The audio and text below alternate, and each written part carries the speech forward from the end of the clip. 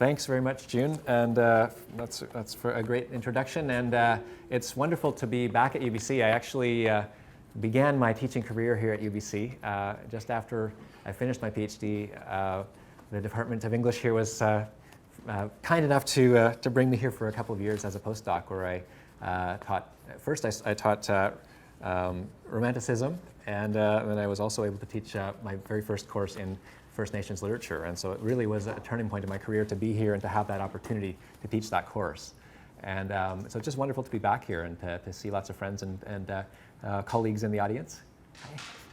What I'd like to read a piece that is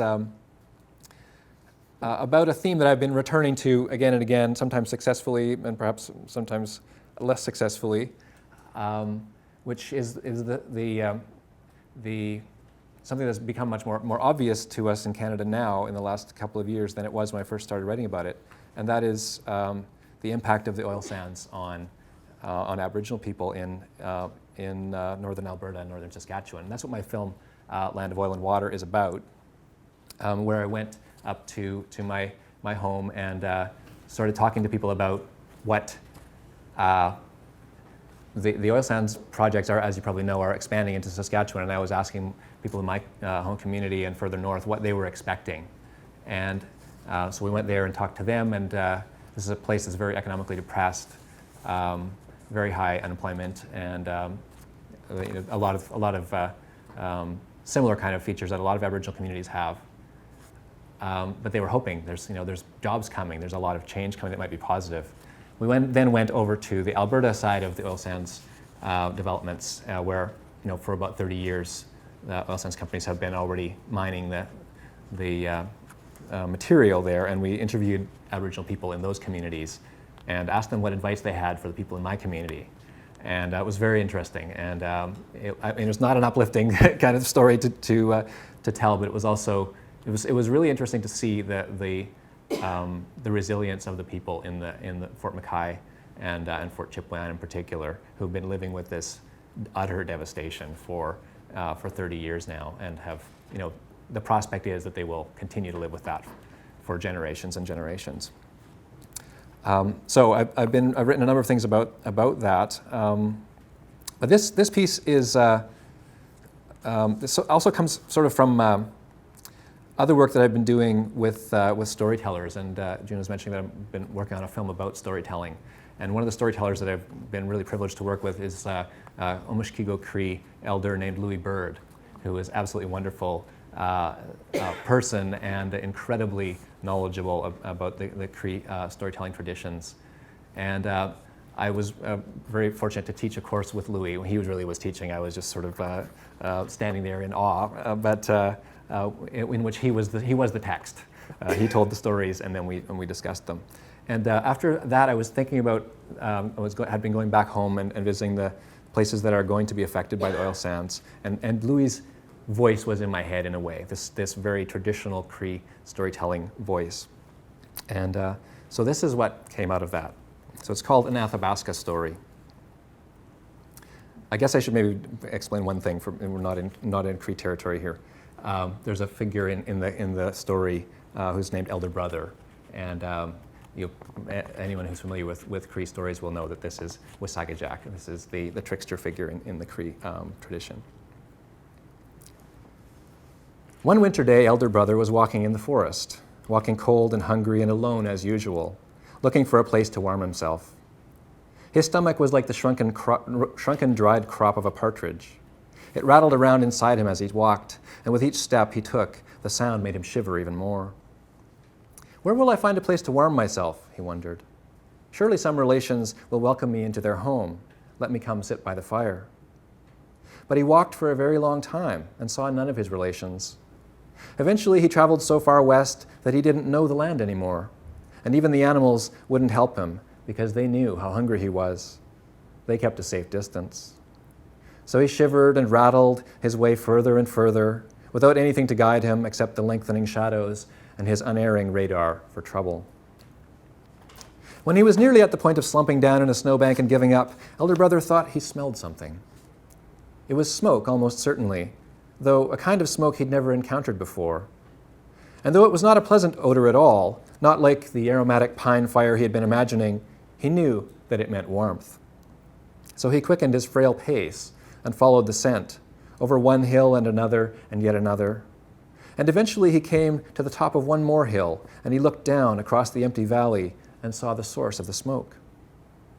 A huge plume billowed from a gigantic house in the distance, and between himself and the house there was a vast expanse of empty land, empty of trees, of muskeg, of birds and animals. He'd never seen anything like it. The only things moving on that vacant landscape were enormous yellow contraptions that clawed and bored and bit the dark earth and then hauled it away toward the big house. And the smell. It was worse than his most sulfurous farts, the ones he sometimes got when he ate moose guts and antlers. It was like being trapped in a bag with something dead. Elder Brother knew he should turn and get out of that smell as soon as he could, but that would mean spending the night by himself, freezing and chattering and rattling, and he couldn't bring himself to do it. There was warmth up there in the big house. He could see it floating away on the breeze.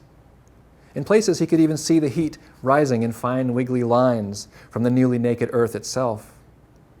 So despite the smell, he stepped forward and made his way out onto that strange expanse. The house was further away than it seemed. He walked and walked across the empty space, stepping over dark, half-frozen puddles, holding his nose, following the tracks of the great yellow beasts. He attempted to stay far away from the beasts themselves because they didn't look the least bit hospitable. But by the time he got halfway across the open land, he strayed close enough to these creatures that he could see each of them giving off its own smaller stream of smoke. And as he stood there studying them, he realized something else. There were people inside.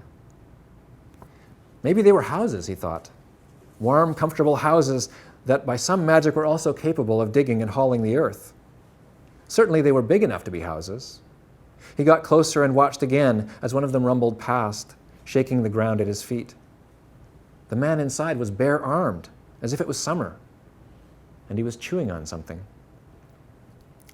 Of course, Elder Brother was scared by the noise and the smell and the shuddering earth, but his hunger and his shivering were stronger. When the next gigantic thing came rumbling down the track, he bounded out in front of it and stood there, waving his right hand desperately, while his left hand remained clamped on his nose. The thing squealed and snorted and eventually came to a stop just before it touched him. A man immediately leaned out from a window near the top of it and shouted, "Who in hell are you? Where's your machine?" "Oh, my brother, my dear relation," Elder Brother said. "I'm very cold and hungry, and I was hoping to come and visit you in your house." The man didn't say anything for quite a while. He scanned the blank horizon, looking for something. Finally, he leaned further out the window and yelled, "You're saying you're not with the company?" Company? What are you, Greenpeace?" "I'm cold," Elder Brother said. The man took off his strange yellow hat and gazed into it for a moment, placing one hand over his forehead as if to keep something from bursting out. "Well, you'll be a lot worse than cold," the man said, "if you don't get the hell out of my way and off this goddamn property." Well, that was rude, Elder Brother thought, but he tried not to betray his disappointment. This man talked as if he had no relations at all. "Okay," he said to the man, I won't come visit your house right now, but could I please ride along on top of it? I want to go to that big house over there, where I'm sure they'll let me come in and get warm." The man laughed a little and glanced up at the sky for a moment. "I don't know what you're on, buddy," the man said, "but you're going to need to snap out of it right this minute. Because if you don't step aside, I'm going to call security. And they're going to come out here and throw your ass in the slammer like all those other yahoos from last month and the month before. I should have called them already. On the other hand, I could save a little time here if we were just to have a little bit of an accident. Nobody'd ever know." The man's house made a roaring sound that made Elder Brother step back. Oh, there's no need for that," Elder Brother said. "I'll move aside. But before I go, I just wanted to know one thing. What are you doing with all that earth?" "We're burning it," the man said. "Burning? But earth doesn't—" "This stuff does," the man interjected. "You really are a moron, aren't you? It's very special dirt, this stuff. We dig it up and take it over to the big house, as you call it, and we mix it around in there, and after a while, it's ready to burn. Fuel to heat your house, if you have one, which I doubt. gas to power your car, diesel to move this big rig here. All of it just comes right out of the ground. You can tell that by the smell of the air around here, just like napalm in the morning. The man took a deep breath through his nostrils and laughed, but his face turned sour when he saw that elder brother didn't get the joke. Yeah, we got real big plans for this place, the man said. There's more of this special dirt here than anywhere else in the world. Everybody wants it, and we're happy to burn this dirt. We're happy to sell it to them, of course. And all the people around the world are going to help us to burn this dirt, this very dirt you see right under your feet, all the way to the horizon. We're going to burn it and burn it and burn it until we make so much heat that the winter never comes back. And then even you and the rest of your sorry kind won't be cold anymore. So how do you like that? When will that be? Elder brother said, rubbing his hands together. 50 or 60 years, maybe 40. Oh, not to complain, but I was hoping for something a little... Elder brother was interrupted by an explosion of noise from the front of the big yellow house thing, and it lurched toward him with surprising speed. He was barely able to leap out of the way before it rolled right over his footprints. Now get off this land, the man yelled as his house roared away. It doesn't belong to you. Go back to the bush or wherever it was you crawled out from. I'm calling security right now. Elder brother stood there for a while and watched the house laboring over the hillocks and through the black puddles in its way. He was more than a little scared of this mysterious security that would soon be coming after him. But he was also angry. How could this man tell him that the land wasn't his? How could this company keep all the magical dirt for itself? If there was so much of it, elder brother reasoned, there should be plenty to share with visitors. Though he knew he should be running for his life, elder brother found himself unwilling to move. He was held there by an idea. If these people wouldn't give him any of their magical dirt, then he would just take some for himself. Yes, what a fabulous idea. Since the man and his company were so rude, they deserved to have their precious dirt stolen. And the best part was that if elder brother had gathered enough of it, he could burn it for years and keep warm until the winter was gone for good. So instead of fleeing the empty land, elder brother began walking toward the place in the center where the largest yellow contraptions were tearing away at the earth. The snow had all been cleared away there, and he could see how black this magical dirt really was. He watched the beasts moving this way and that, and he waited for his opportunity. Finally, he saw an opening, and he darted between a couple of the great mobile houses toward a spot where the ground had recently been opened. It looked softer there, and warmer too. Yes, this was the place. He lifted his right hand and thrust it as hard as he could, right down into the soil, up to his elbow. "Ayah!" a voice said. "What are you doing, elder brother?" "Shh," he said. "I'm taking what's mine." And he reached deeper and deeper into the earth, spreading his fingers as wide as he could in order to hold the largest amount of dirt. A year's supply in one hand, he imagined. He reached so far that his cheek rested against the redolent ground itself. He nearly gagged at the smell, but he still didn't loosen his grip. He could already feel the warmth coming out of the soil, and it made him a little stronger. "Elder brother, you're hurting me," the voice cried out. "Not nearly so much as they are," he said. And with that, he began reaching in with his other arm, tunneling in with his fingers, opening his arms wide in a desperate embrace. His nose was raw with the fumes, and particles of grit were getting in his mouth. He was about to heave a huge armload of dirt out right then and begin his run for the bush, but one thought stopped him. What if it wasn't enough? What if he ran out, and then the winter came back? So without another hesitation, he kicked off his moccasin and began tunneling in with the toes of his right foot. He clasped and clawed until he was more than thigh deep in the earth, and then he tilted his toes upward to hold as much as he could. Then quickly he kicked off his other moccasin and tunneled in with that foot, squirming and worming until that leg too was embedded in the earth. Ass deep and shoulder deep in the magical soil. Surely this would be enough to last him for decades, until the winter had been vanquished for good. "You are a genius, elder brother," he said to himself. "You deserve all the warmth you're going to get." But when elder brother tried to lean back and lift the great clump of dirt out of its place, he discovered that he had no leverage. He pulled and pulled at the soil, flexing his arms and his legs all at once, but nothing moved. The only thing that happened was his limbs seemed to sink a little deeper into the ground. He grunted and panted, flexed again, shimmied his buttocks for extra oomph. However, it didn't make a bit of difference. Well, he thought, I guess I should just maybe take a little less. Take 2 trips. I'll just wiggle my legs out of these holes and settle for a nice big armload of magical dirt. I imagine you can guess how that worked out. Right. It didn't. Elder brother was stuck fast in that Athabasca tar. By this time, he couldn't move a finger or a toe. Instinctively, he called out to the voice that had spoken to him earlier. Help me. I'm sorry I didn't listen to you. I'll leave now without taking anything at all. But the voice didn't answer. And elder brother was stuck there in the ground all night, and all the next day and the following night. He howled to the voice, asking it for forgiveness. He yelled to any of his relations who might be in earshot. He even screamed to the men in the huge yellow creatures that, from their sound, seemed to be moving closer and closer to him. Of course, he couldn't see what was going on back there. The only thing he could see was the clump of oily dirt that his nose was resting on. If those men in the contraptions heard him or saw him, they gave no sign of it. Late in the afternoon of the second day of being stuck in the ground, the sound of the contraptions became much louder, and a dark shadow suddenly closed over him. Then he was being lifted, along with his armload of dirt and a great deal more, and he felt himself falling, with the thunderous sound of everything else falling around him. When he landed, the dirt closed over him. It pressed into his nostrils, his ears, his mouth, even into his clenched bum. The weight of it pushed down and down until he couldn't even move an eyelid. Soon the thing began to move, and it hauled him slowly across the wasteland, encased there in the tar as if he was a fossil. And eventually, the truck reached the edge of the huge, smoky refinery, where it dumped him and many tons of tar sand into the yawning hopper that was the beginning of the processing line. And inside the refinery, he was made very warm indeed. Of course, elder brother can't die, luckily for him. Or perhaps unluckily. He's still alive even now, after everything he's been through.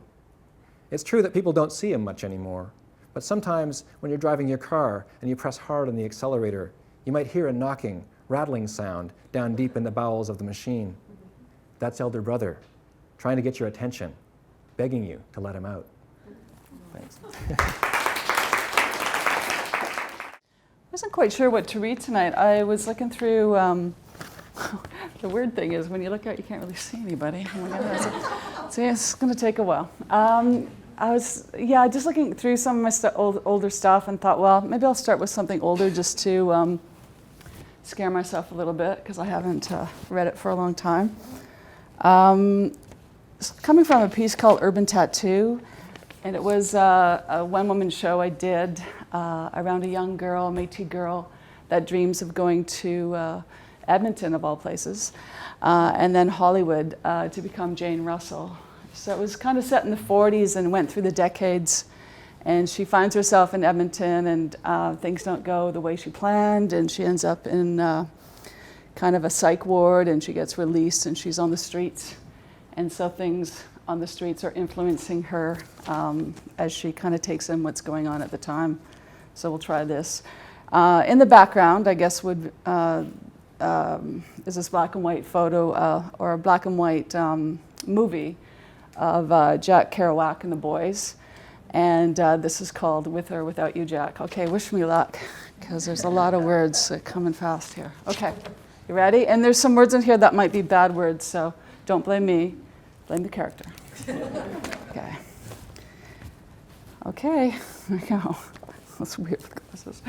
It is a sunny Sunday kind of day when you wish you didn't have to do anything, but when nothing happens, you wish something would.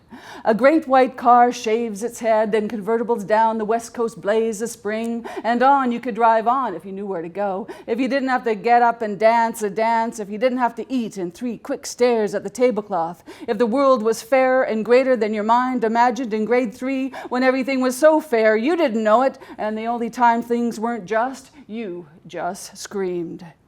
Jack and his buddy sit on the nation. And yes, they look black and white and handsome, and you wish you could sit with them, sit on them with them. But they are both dead beats, and time rolls on, and nobody you know writes poetry, or at least nobody who will read it on an old couch in the middle of the morning, back somewhere when everything was turquoise blue, and you weren't even seen, and hippies were pacing about before you had time to howl, or go on the road, or wish for justice on a rainy night, man.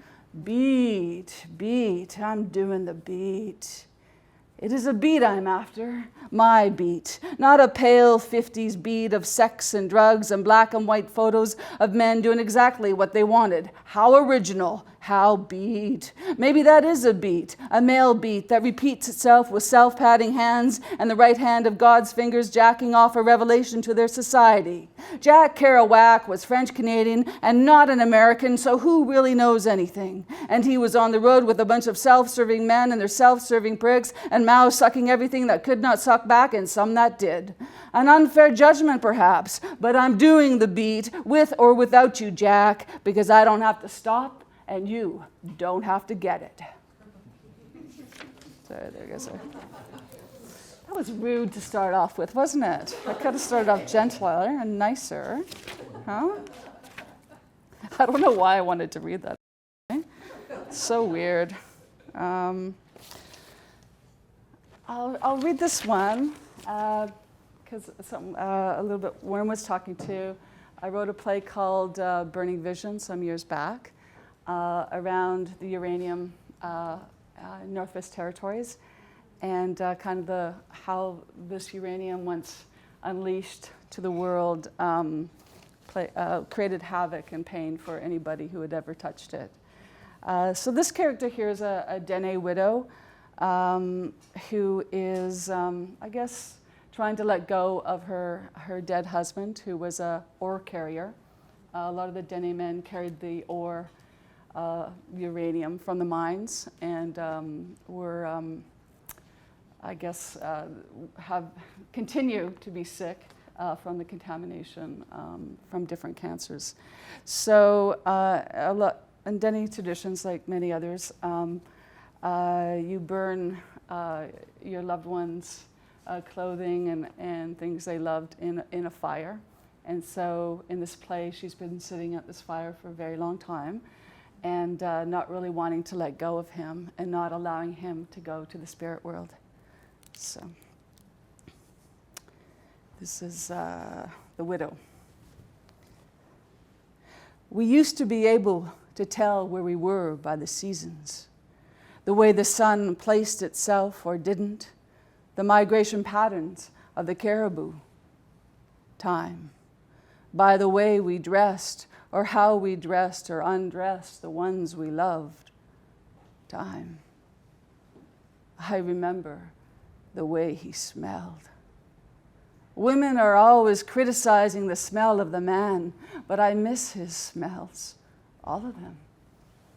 I miss the smell of sweat on his clothes after a long day hunting.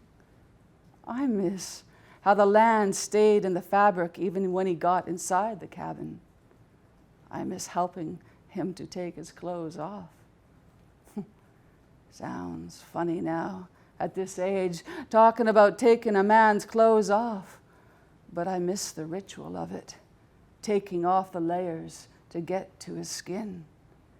Taking his parka off, taking his sweater off, his arms raised as he raised them like a boy child, sitting down as he took his pants off and handed them to me, both of us unwrapping his mucklucks and pulling each limb. I miss him sitting there with that grin I would trace my fingers with and then put my face on his chest. Smell him so good because he was good. And he was mine.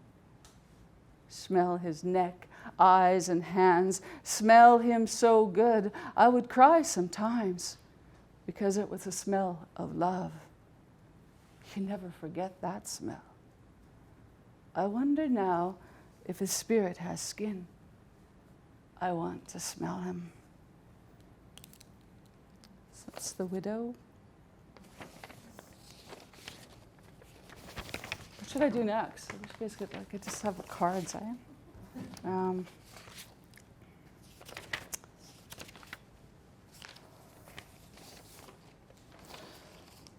Well, don't you like when you gotta go? Well, I'll read one from Copper Thunderbird, and then maybe I'll finish with one of my last plays. Copper Thunderbird was done at the National Arts Centre, which was a great honor to be able to do it with that kind of canvas. And it was about Norval Morceau, who was, to many of us, a great inspiration. And he's an amazing visual painter, but also a medicine man and a visionary that kind of paved a path for a lot of our artists to come because of his immense talent and courage. Yes, courage, that's what it takes, eh?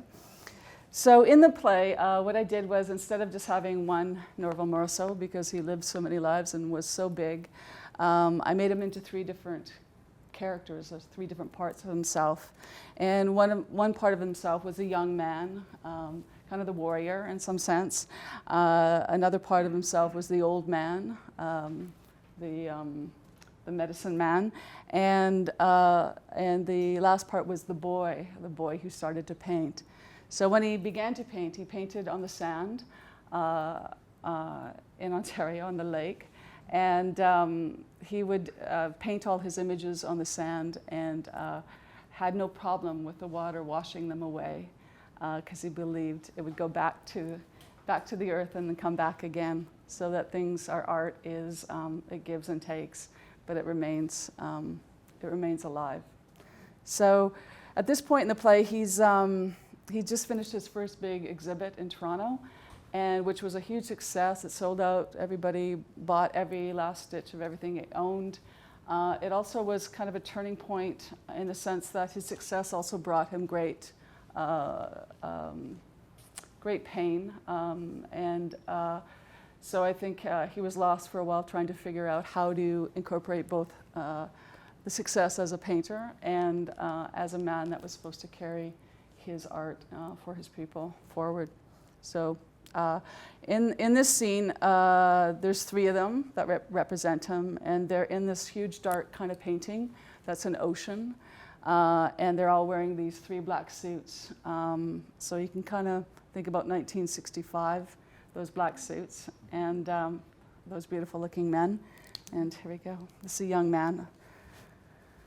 Sometimes everything you are will drift under the caves where you sleep, under yourself, deep down where cats growl and serpents lie in great beds, and good things and bad things are said in the same water, where good things and bad things are said in the same sky, where good things and bad things are written in the same stone. Everything we are comes through the tunnels into the lake, into the river, into our bloodstreams, rising the bones of a new story.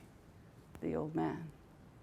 There was a flood in me, a feeling that things submerged were rising to the surface and taking that surface over like a cleansing, taking all my creatures two by two in a white canoe through the caves of my mind, reminding me that even though I am alone, so terribly alone, I am busy. I am busy with everything that I know, talking to me back and forth like a dance of a lone boat on an empty sea. The boy. You cannot judge the creatures that make you. You cannot say to yourself, you are ugly, you cannot be me. You have to include the beautiful and the sorrowful to look at. Include them in the same water, the same earth, the same stone, and know there is a bigger picture being written, a bigger knowing after the flood. So that's Norval. How's my time? Is it like Thursday, or are you guys right? Right? You got 10 more? Okay. Well, I'll do a couple short pieces from Edward Curtis. How many people know Edward Curtis, a photographer? Oh, that's quite a few. Okay. So I think back in I don't know, 2009, 2010. We put this production together. The idea was to go back. Edward Curtis, I think, took like 80,000 photographs of Native American Indians in around 1901 to 1935, I believe. And his idea was that he wanted to capture the Native Indian before they vanished, before they died. And so his research and extended traveling and was quite, like, it was amazing. He was also a very, he was a really fine artist and you know, someone who blazed the trail in multidisciplinary things such as film, slides, photography, writing. So in some ways, you know, when you're starting to write about someone, you can fall in love with them a little bit. But he also was a guy who also staged photos so that I was going to say we, but it's kind of we, wouldn't be seen as modern people, as people that were a part of history in the making. So every photo you see probably of Edward Curtis's is something before the white man came. You know, so there was a little bit of mythology making going on without much context to what was really, really happening. So this scene here it's just really small, but one of the great things he did, we went down to Canyon de Chelly, which is, I think, in Arizona. And it was the same place that he had been there with all his, like, he brought his wife and his son and his daughters, and they were taking pictures of the Navajo, and there was a baby being born at the same time, and this baby and mother were having a hard time being birthed into the world, and they thought it was because of this, you know, white photographer that was cursing the spirit of this child. So he was told by, you know, one of the translators that, you know, he should leave right away because if this baby dies, they will kill him. And so this kind of came out of that. And when I went there to do some research, what was amazing is they had planted, the European settlers had planted these amazing peach trees at the bottom of this canyon. And so if you can imagine that red, that beautiful red and orange, and then at the very bottom of it, there's this green and these peach trees. It's like the most extraordinary, I don't know, experience, like visual experience. It's beautiful. So this is Edward Curtis, I think. I feel, should I wear these? I guess I'll try. Wouldn't that be terrible if you're reading and then you can't see? That's terrible. Okay. Across the worlds I went. I was only frightened when I was scared. And the deep red canyon down where green peach trees grow despite themselves, just before dawn, a baby is trying to be born. I camped there in the valley, not yet understanding my very presence was a curse. A curse once spelled to the wind can never be taken back. A baby was trying to be born, stuck, they said, because of me. Stuck between flesh and spirit, between surviving and vanishing. Because of me, they said. Because of me just being somewhere a white man had never been. Were they right? Doesn't matter. Were they wrong? It doesn't matter. Was it real? It was real. Real as that baby's cry finally lifting into a wind that smelled of ripe peaches, reaching me, telling me its first day will allow me to live another. Telling me never forget the balance between being killed or saved is but a child's struggle to breathe and the belief of one man over another. So I'll read this last piece. It's currently trying to work on a remount of Edward Curtis in Ottawa. So I guess it's good for me to look at, and scheme. This is at the very end of the play.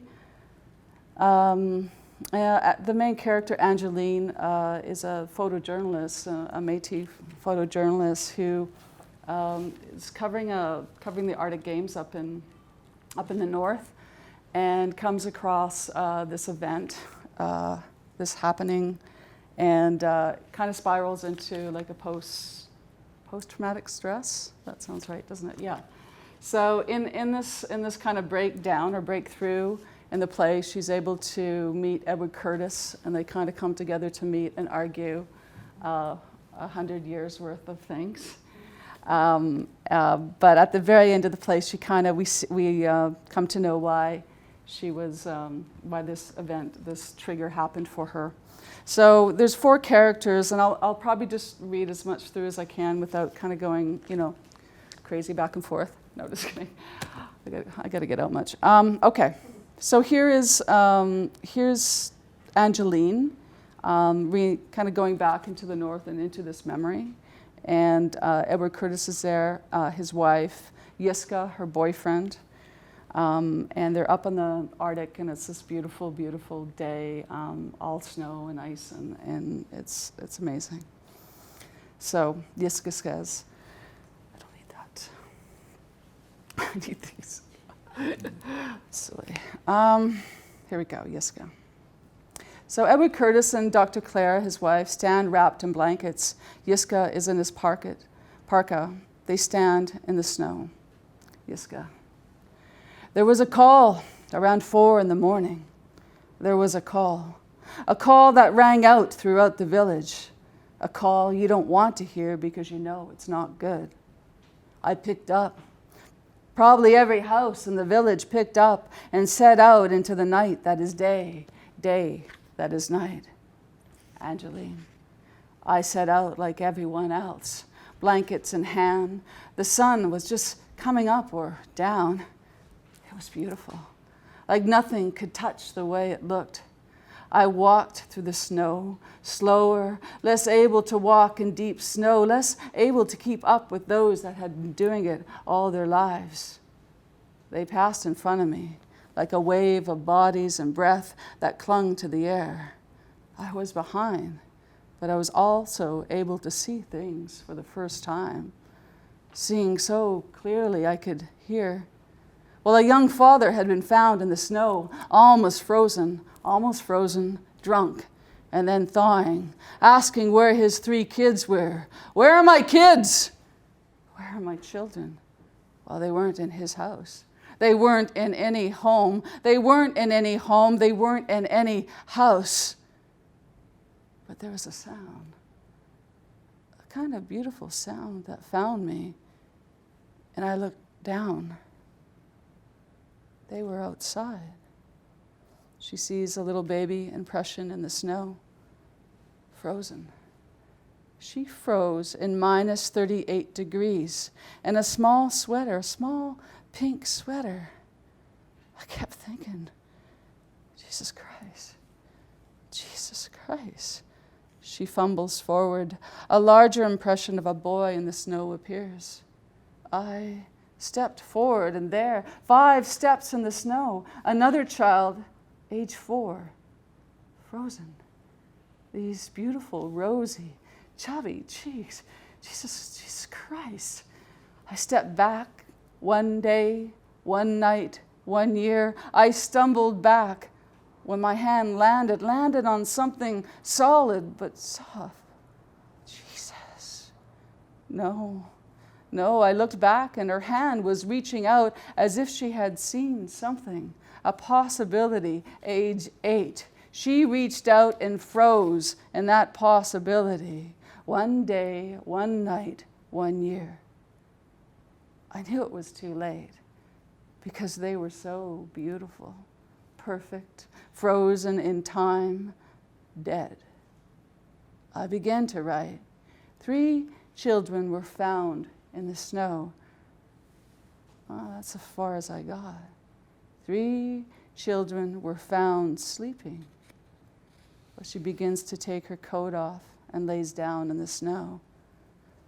I began to sing a song my Aunt Ruth used to sing when I was a child.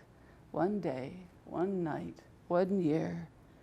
And as I sang, I began to take my coat off. The layers I had put on, I took off, and I put them on their little bodies. It was so cold, and they were so alone.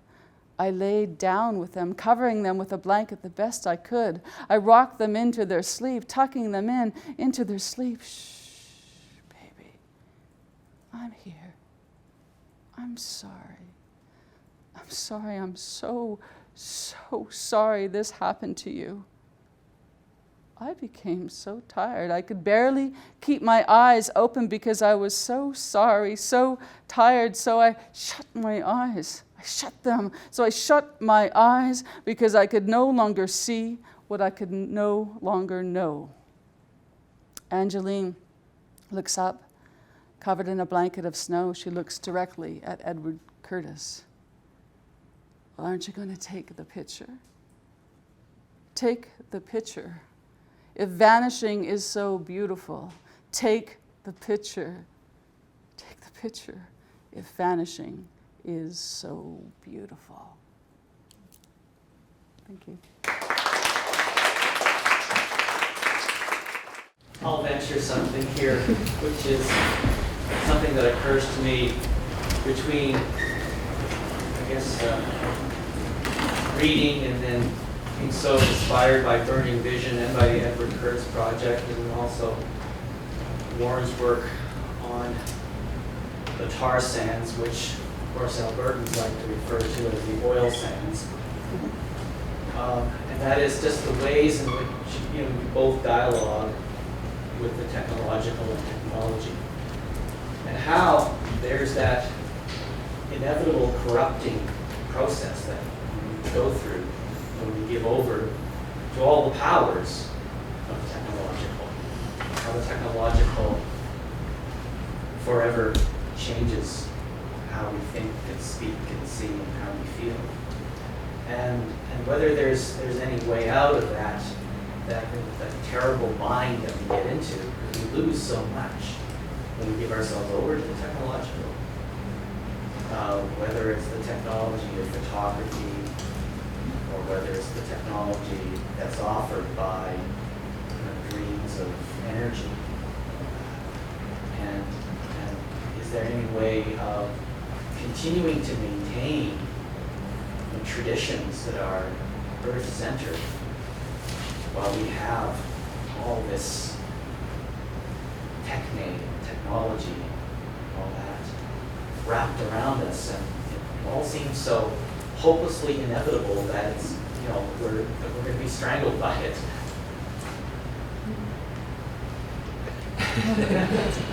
Yeah, that's a great question.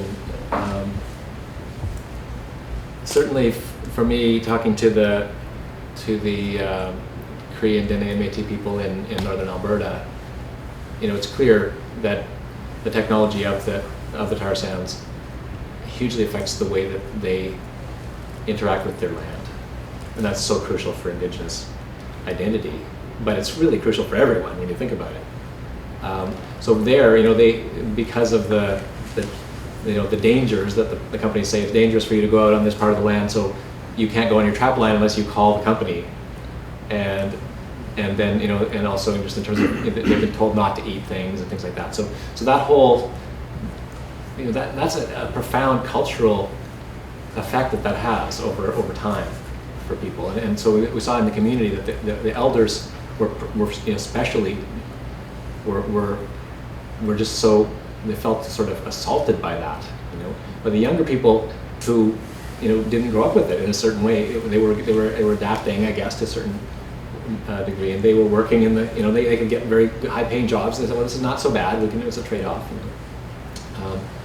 But on the other hand, I guess on the one hand, I think maybe that is a particular kind of technology of that we have in modernity that has that sort of separating kind of function generally, but of course traditional societies also do have their own technologies, their own ways of getting around on the land and getting what they need to eat from the land and things like that. So I don't know. I guess it's is it just the technologies that are associated with modernity that are about increasing the speed that we move and increasing the speed at which we communicate. If those are the problem, I think it's not technology generally. I think there's only maybe just certain kinds. On the other hand, I think there is obviously ways of using technology as well, which I tried to do with the film too, to try and actually tell these stories in different ways that can actually get them out there to have, maybe have some kind of countering effect. So maybe there is some way that they can also be harnessed in a positive way, or an activist way as well. That's what I hope. Yeah, I mean, I think, what do I think? I think that, ultimately we're all responsible to and for each other. So I don't necessarily think, technology's bad, just as a blanket. Or I mean, I put gas in my car, I live in a wood house, like these things I know, like practically I know this happens. But it does speak to like our possible inability, or we don't exercise our right to be responsible to each other. Like we're, as individuals, that seems to be, to me, one of the most important lessons is that the we and them doesn't work that much. When I was reading Burning Vision and seeing over and over again companies and people and how many people does it take to say I'm sorry, So and what does it take not to do things that you have to say you're sorry? Like that's what I started going to. Wow, everybody said they're sorry, but everybody's dying and they're contaminated across the world, and Japan and this and Denny territory and the women, the radium painters that painted the clocks, anybody that ever touched this. It's just I was kind of like I never realized everything attached to that one event, and that even as Canadians, we were responsible for contributing some of the a big parcel of the uranium that went into the bombs. So I guess that's it, right? I mean, I think we use technology. It can be used in amazing ways to make films, to make people aware. It can also be used to make you vote for someone that's has some huge greed issues. So I guess it's up to the individual, right, to figure out the best path and to make the right decisions for the person next to them as well as themselves.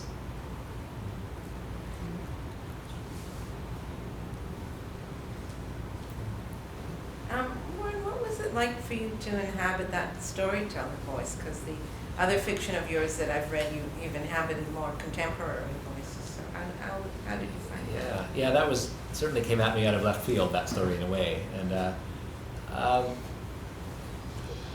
it just the story came out very quickly, and I think that was again unusual for me, because I usually labor a lot and every sentence. So yeah, I think it was just really because it was I was hearing it, I was hearing it being told, and just sort of thinking about some of the Wasaga stories that Louis had told, and thinking about other things like the Tar Baby story and things like that as well, right?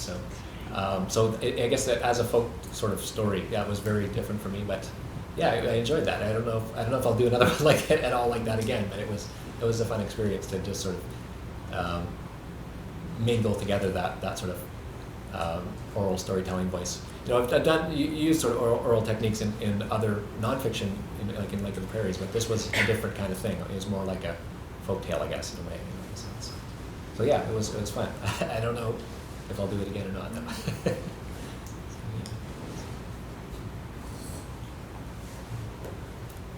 One question I have, just being a Métis graduate student, and I think maybe non-Aboriginal students don't understand the kind of our responsibility to our communities, and how do you try to reflect that in your work, or how do you kind of grapple with that?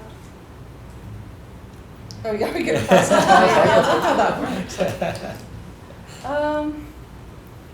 Well, I just feel like there's so many stories that aren't being told. Like I don't know if I'll have enough time in my life to tell all the stories I want to tell, and I think there's so many artists out there that you go, I don't know why we're not hearing these stories, because it would help not only our people, but our country, like our as a unity, as an idea around identity and who we are in relation to the history and who we are in relation to each other. So I guess, I guess when you take on a project to write it, I think you're committed, or you will be, one way or the other, because it's a long creation process, and I think those stories that come to you, they dictate that they have to be told, and so you have to listen, and then you have to research, and you have to find every way to make it the best possible way, responsible to the story and also responsible to the characters and the history involved in the telling. But I think that's, as a creator, that's all you can do is continue to create with as much integrity as you can. Yeah, because some people like your stories and some people don't, right? And we all know that if you put anything out there, people will have opinions, and I think you just have to be true to, true to the voices that led you to it. Yeah, I think it's in some ways quite similar for me in that I think that maybe there might be a sense that a writer would have a responsibility to tell the story of the community, and that can seem like a sort of a heavy burden. I think, and in a sense, for me, that's not ever what I felt. For me, it was like I realized as I started to come into my own as a writer that I was incredibly fortunate to have this background where there's such amazing stories, and ones that, as you say, that haven't been told. So it was an opportunity. It wasn't. I didn't feel like as a burden that, oh no, I have to write about this for the rest of my life. It was like, this is great. I've got a whole lifetime worth of material right here. And then again, as we were saying, it's not like everyone in the community is going to be happy with what you write, no matter what you do. But I think there is still, there is a sense that you want to get it right. You want to be respectful. But at the same time, I think recognizing also that every member of the community is going to tell the story a little bit differently, and so for me, I just try to see it as an opportunity and as a gift that I've been given to have all these stories in my family, in my community that I have an access to. So yeah, so it's a fortunate thing.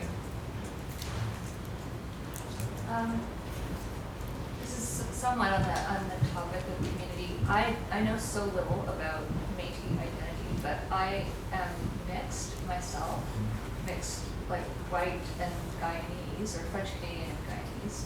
So I maybe romanticize the idea of a mixed community, like there's a label on this community that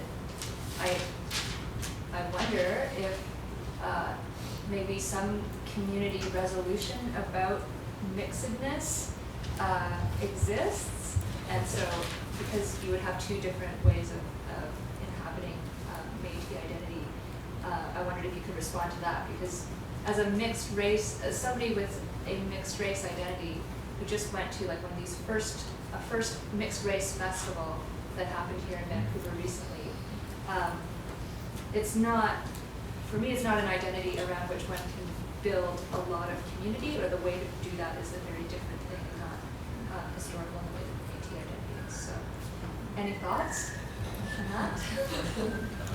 I'm sorry, on how to build a community, or on just the whole mix? Is there in Métis identity or culture within the community some narrative around the identity of mixed raceness, like that there's part of who we are that comes from this place and part of who we are that comes from this place, and both those narratives sit right here in this body, and when I tell the story separately, it's a story of, there's a lot of stories of oppression, right? And I find that sometimes in myself it's still a conflict of which one I think should win, or how do I let them sit together. So I sort of wonder if under Métis, like folks who identify as Métis have been able to sit together and talk about it and figure something out. Well, I think because it is a nation, it is called the Métis Nation because it is actually a nation. I think that separates it sometimes from other maybe other kind of mixed conversations, but it also, yeah. I mean, most people I know that are Métis are mixed. Aboriginal and European. And I think what it spells to me, what I like about it, is that it really tells the history of our country in a living way, right? It talks to what contact was, how we were able to negotiate, just human things, human relationship, and evolve in that. And for anybody that's mixed probably would probably agree that, or that the kitchen table is a great place to, whether you like it or not, you're going to be arguing with your Irish grandfather and your Dene aunt, and somebody's not going to like something, or and I think there is a lot of tension in just having those both sides that you love. And I don't necessarily think that's a bad thing, though. I kind of, maybe I'm sick, but I kind of like it because it really does. It's really real, and I've lived in Vancouver most of my life, and the population here is mixed, and people are they're in relationships with people not of their race, and so in some ways it just speaks to a bigger idea of the world, that we are mixing, definitely more. And I think what a great opportunity to stop racism, to stop something so archaic as racism, or just prejudice. I think it's so old, and it's not, it shouldn't be of this world anymore. It's over. Wouldn't that be nice? I want it to be over. Maybe that's it.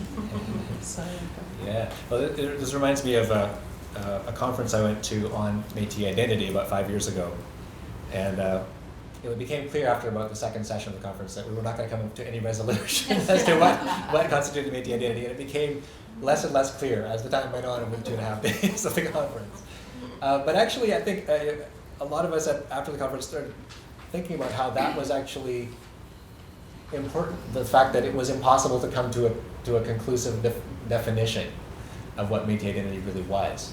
And I think there was something about the openness of it that was, I don't know, that actually it was in some ways what constituted it. I don't know if that really makes sense. And of course, with Métis culture, there is a sense that it arrives, it is sort of born out of a particular historical set of circumstances with the fur trade, and it's the foundation of a nation, as Marie said, which is very unusual in terms of most hybrid peoples, if you want to call them that. So there is the national side of it, which I think has provided a little more of a kind of defining principle, but it's always in tension against this openness of hybridity itself, I think. So yeah, to me it's something that is never, it can never really be pinned down, and I think that's really productive for what it tells us about race. It makes us think differently about race because we can't have those rigid categories if it's an open identity that is sort of evolving, is always potentially something new. So yeah, it's not an easy answer. There's no easy answer, but I think in a way that contains a sort of really interesting kind of point about community identity more generally as well.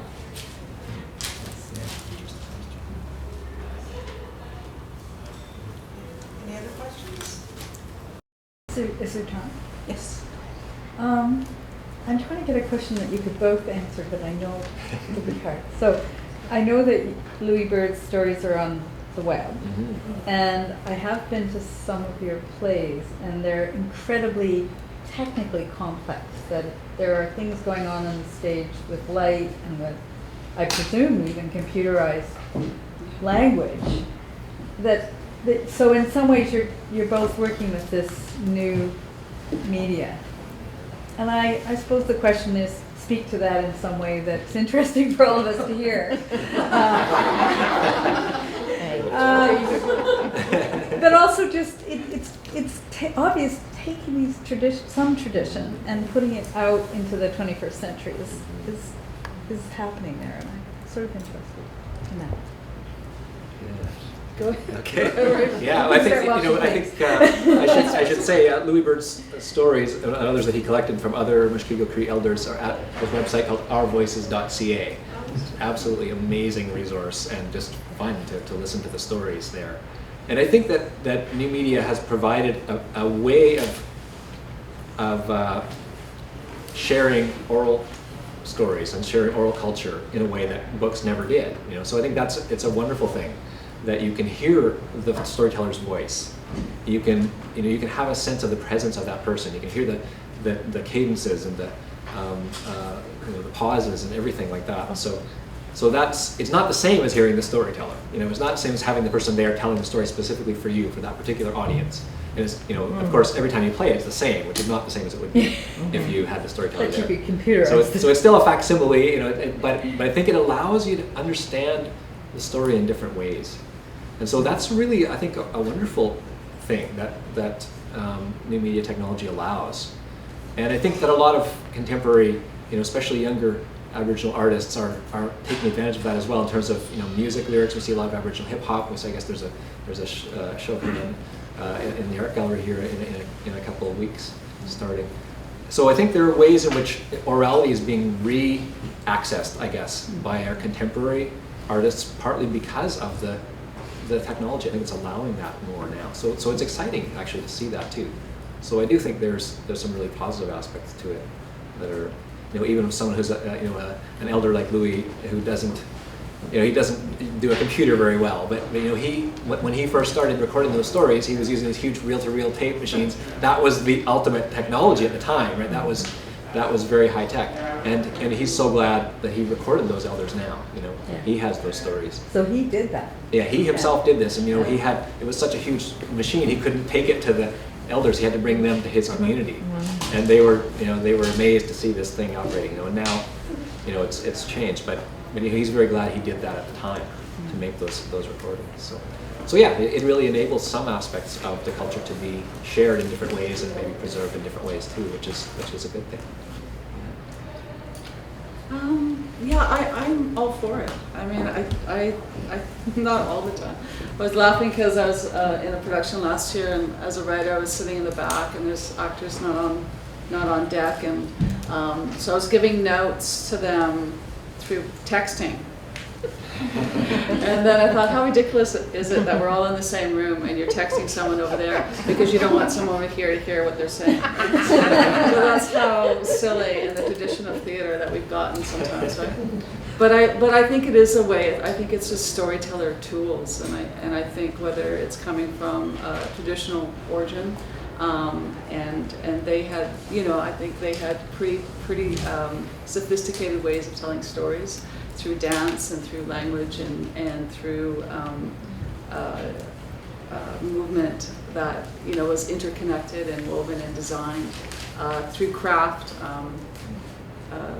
One of my research journeys was looking at all these beautiful woven bowls that the southeastern women were weaving.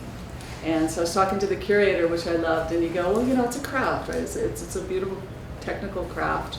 And these designs were woven really amazingly. And I was, we forget how beautiful things are when they're done right and they're done with craft and intent. And so I was just studying them, and she said, oh, do you know that when the women, when they were weaving these bowls, it could take 2 to 3 years. And so they would weave at certain times of the day.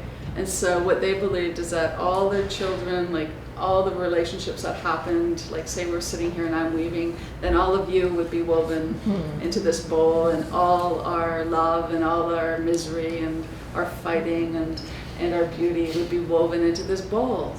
And I thought, like, if that's pretty technical, right? That's like a huge universe that you've been able to capture, that you can hold, that you can use every day, and that still has great beauty. And so I kind of feel that way about creating with technology. I feel that it's just a tool. It's no more or less to make something beautiful, and hopefully that can be used and reused. And thank you. Thank you. Anybody else? Well, I'd like to thank Warren and Marie, and thank you all for coming out. And have a good evening. Thank you.